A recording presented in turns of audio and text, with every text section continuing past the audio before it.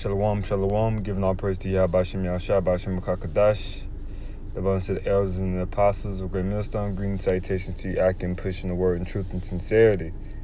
All right, it's your brother Yaquab by the Great Millstone, Atlanta. The topic of this lesson will be the time has come, but the mission is not one.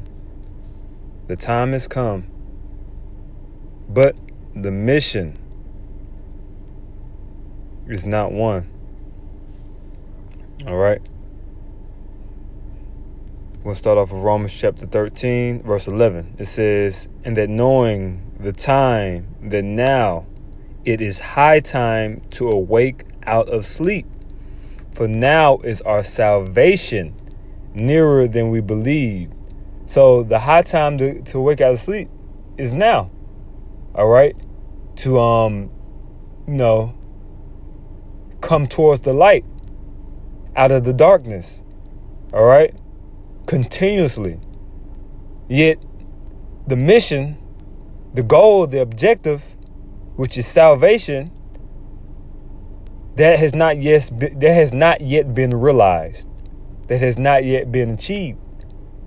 So we must strive, as the scripture states, it says, strive for the mastery, that we may, ultimately achieve what, we are put forth and have been sent to do. All right, because this life that we live, what we've been granted, is not for us to engulf and indulge ourselves in doing what we want and pleasing our own flesh. But if you are a man of the Lord, a prophet, you have a certain purpose in this life that your efforts, your energy, and your time must be dedicated towards to fulfill your lot.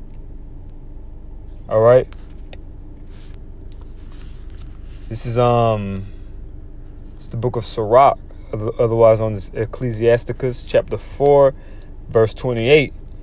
And it reads, it says, "Strive for the truth unto death, and Yahweh B'Shem Yahushai shall fight for thee." So we must strive for the truth.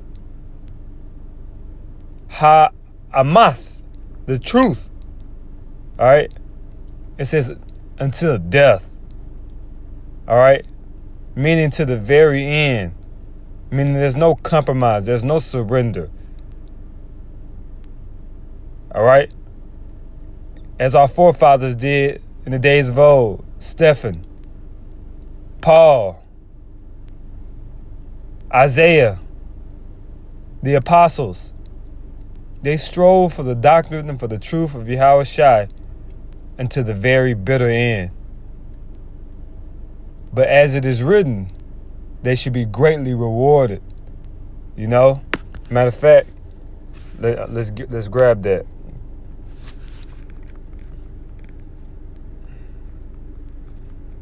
Let's grab that.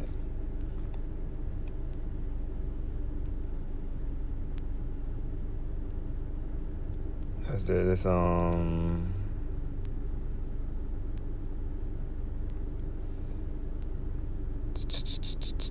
I believe it's in Revelation, Shalakia. Let me see.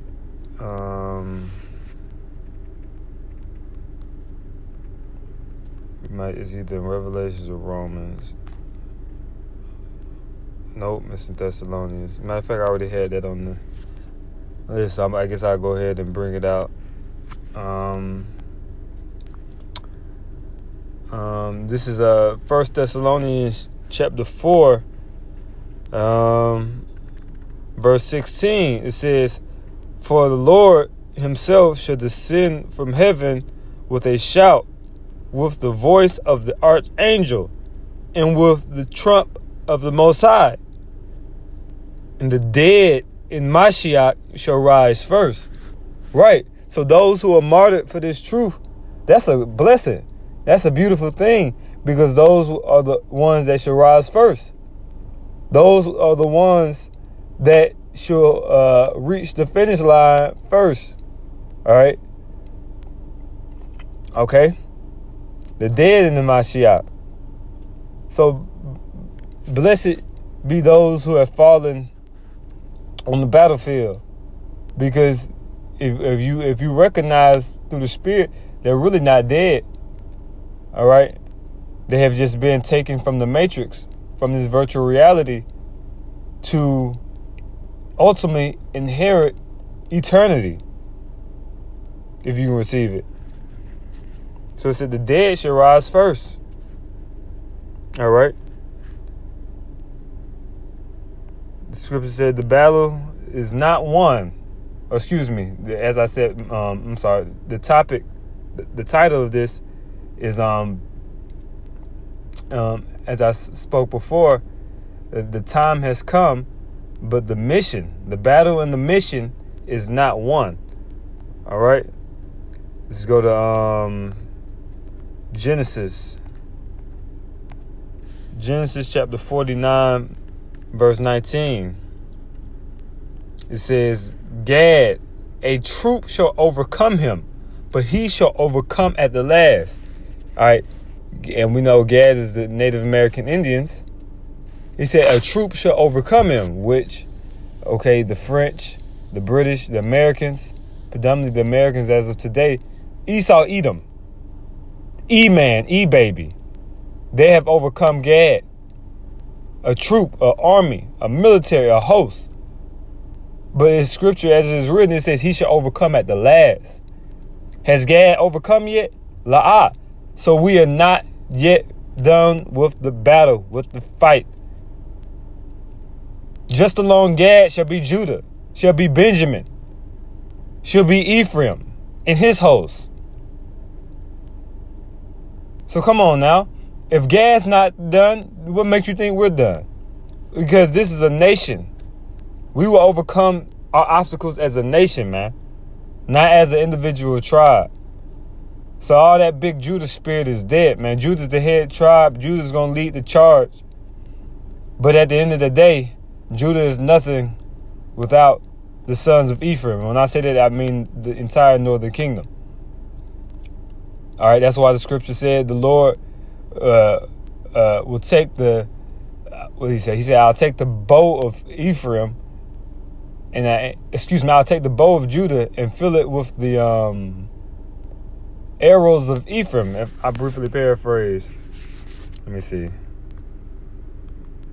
That's in Zephaniah, if I'm not mistaken. Zechariah chapter 9, verse 13. It says, but I have bent Judah for me, filled the bow with Ephraim, and raised up thy sons, O Zion, against thy sons, O Greece, which represents the Edomites. It says, and made thee as the sword of a mighty man. Right. And that's going to take place in these last days. That's a future prophecy. All right. It's taking place with the spirit of the prophets who are prophesying. All right. But that's going to physically manifest in a physical civil war between Edom and Israel, in which Israel will be utilized as a tool of the Most High God. Not of man, but of God. And will utterly confound the host of Edom in its due season. All right. So, going back to Genesis, it says, Gad, a troop shall overcome him, but he shall overcome at the last. So if Gad has not overcome, then what? The mission is not won. All right. It's the book of Second Esdras chapter 6, and this also proves it. Chapter 6, verse 7. It says, then answered I and said, what shall be the parting asunder of the times, meaning the changing of the ions? All right, the transfer of power, the dominion of the earth. It says, or when shall be the end of the first, which the first is Edom, the rulership of the Edomites, which we are currently at the decline of this world, of this ion. This is the last empire of the Edomites. America is Babylon the Great, the whore that sits upon the beast. That shall be destroyed, thus saith the Lord. All right? It says, "Oh, when shall be the end of the first, and the beginning of it that followeth?" Verse 8, "And he said unto me, from Abraham unto Isaac." Abraham had Isaac, and Isaac had, it says, "When Jacob and Esau were born of him, Jacob's hand held first the heel of Esau." When you go into the birth of Jacob and Esau, Esau was the firstborn. He came out first, but Jacob, he came out right after. And when he came out, he had his hand clenched to the heel of Esau, and he didn't let go. He wouldn't let go. He had the perfect grip, the perfect form. Verse 9, it says, "For Esau is the end of the world, and Jacob is the beginning of it that followeth. A troop has overcome Gad, but he shall overcome at the end." All right? It says Jacob is the beginning of it that followeth. Right, so we are still in the first. We are still in the world, in the domain of Esau, E-man, which is the wicked. But as we know through prophecy, when the mission is won, Jacob, his rulership, the sons of Jacob should be established in dominion. All right? And Torah laws shall rule in righteousness and truth. Not democracy, not Sharia, not socialism, not communism, but the theocratic the theocratic monarchy of Yahweh Ba'Shem Yahushua. The theocratic monarchy of Yahweh Ba'Shem Yahushua, with Yahushua sitting as king and David sitting as chief prince. All right?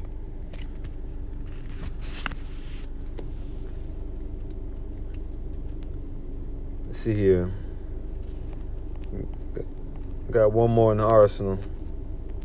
This is 2nd Ezra chapter 2, verse 46, and it reads, it says, "Then said I unto the angel, what young person is it that crowneth them, and giveth them palms in their hands? So he answered and said unto me, It is the Son of God, whom they have confessed in the world. Then began I greatly to commend them that stood so stiffly for the name of Yahweh Ba'Shem Yahushua." Verse 48, "Then the angel said unto me, Go thy way, and tell my people what manner of things and how great wonders of Yahweh Ba'Shem Yahushua, thy power, thou hast seen." So the point is in verse 47 when it says, verse 46 when it says, "The young person that crowneth them." So if Yahushua has not yet given us a crown, then the mission is not won. The time has come, but we have to endure to the end. It says, "Give diligence, brethren, to make thy calling and thy election sure, that the mission may be won, that the crown may be secured." All right? And that's what we're fighting for. And that's what we will fight for at all costs, to the last drop of blood and to the last breath is asphyxiated from our lungs. To the spirit and power of Yahweh Ba'Shem Yahushua, we shall endure to the end. All praise to Yahweh Ba'Shem Yahushua. Shalom to you, Akim, and keep the faith. Shalom.